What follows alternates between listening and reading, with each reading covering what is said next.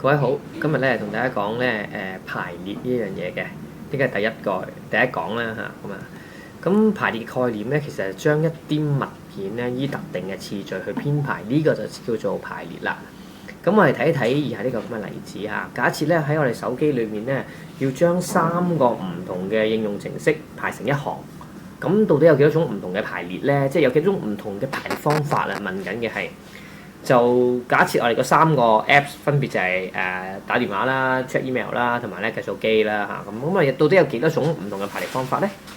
咁我哋開始試下去探究一下啦。若果我哋想去排嘅時候，咁我哋因為呢3個 Apps 啦，即係3個位置，第一個位置、第二個位置同埋第3個位置，咁我哋諗第一個位置，我哋可以有3個選擇俾佢。咁咪諗到喎，咁啊假設我哋 pick up 咗，呢個擺喺第一個位置，好啦，咁擺咗之後，到我要再諗第二個位嘅時候，有幾多個選擇俾佢咧？第二個圖像我哋咧有2個，因為咧之前咧我哋已經揀咗一個走啦，冇咗一個，得翻剩低2個。咁因為我哋唔可以重複咁樣噶嘛，唔可以呢3個都係擺 email 咁樣就唔得啦嘛。咁所以咧第二個圖像咧只得2個選擇。OK，let's say 我哋揀咗計數機做第二個圖像啦。咁第3個圖像嘅圖示應該有幾多個選擇咧？得翻最後1個選擇。咁呢個係其中之一個咁樣嘅排法啦。咁但係其實佢都展示咗我哋咧係好似過3關咁樣嘅。第一關3個選擇，第二關2個選擇，第3關1個選擇。咁到底我哋合共有幾多個選擇咧？根據乘法，我哋記唔得好似頭先過關咁樣啊嘛。咁所以3個圖示咧，根本上就係第一個圖示第一個步驟有3個選擇，乘第二個步驟有2個選擇，再乘第3個步驟得1個選擇。所以3乘2乘1就係我哋嗰個排列嘅總數。換言之，6種。將呢種概念咧未講住。呢個咧呢6種咧排列其實都列晒出嚟，就係呢6種啦。咁你可以自己再數一數係咪呢6種啦。咁咧將呢種概念咧去推廣，如果有 n 咁多個不同嘅物件、相異嘅物件啦，無從排列，即係咧我冇重複嘅。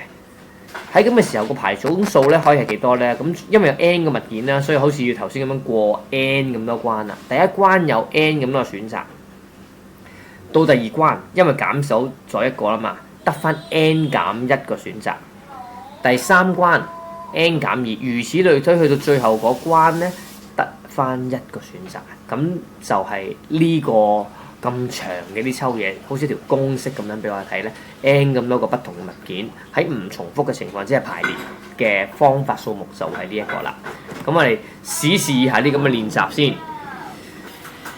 我哋咧有1至到9咧。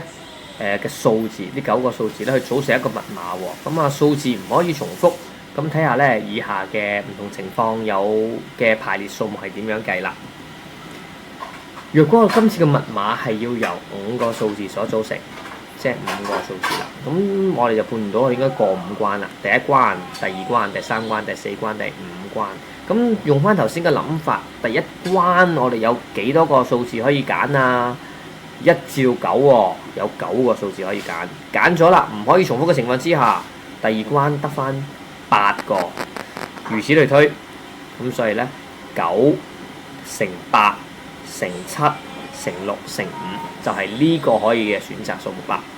再嚟多次，今次我要嘅密碼係由4個基數所組成。咩叫基數咧？即係單數啊，1、3、5、7、9啦。因為1至9裏面咧啲咁樣嘅基數，咁先判斷我要過幾多關嚇。然之後每一關有咩選擇。好，因為今次嘅密碼係由4個數字組成嘅，即使我哋要揀4次過4關。第一關有幾多個選擇啊？留意唔係9個選擇啦，今次因為咧呢4個都冇限制住我一定要係基數。基數只有5個選擇，所以咧第一關係得5個，第二關4個，如此類推，所以就會5個、4個、3個、2個合共呢個乘埋佢呢4個基數就係咁樣嚟噶，5、4、3、2咁樣啦。咁所以120個，再嚟呢個。今次嘅密碼由兩個偶數，即係得兩位數啫。過幾多關啊？過兩關。第一關幾個選擇啊？偶數即係雙數，喺呢度嘅偶數係2、4、6、8，得4個選擇，4個選擇揀咗之後，得翻呢度咧3個選擇，4乘3啦，12。好，再嚟，今次由所有嘅質數所組成，質數咧喺1至9裏面嘅質數咧就係2、3、5、7嚇。咁即是過幾多關咧？佢今次冇講係5個數字啊、4個數字定2個數字喎，但係佢話所有嘅質數，而呢度所有嘅質數就合共有4個，即是我哋要過4關啦。第一關4個選擇，跟住3個選擇、2個選擇、1個選擇，咁所以咧24啦。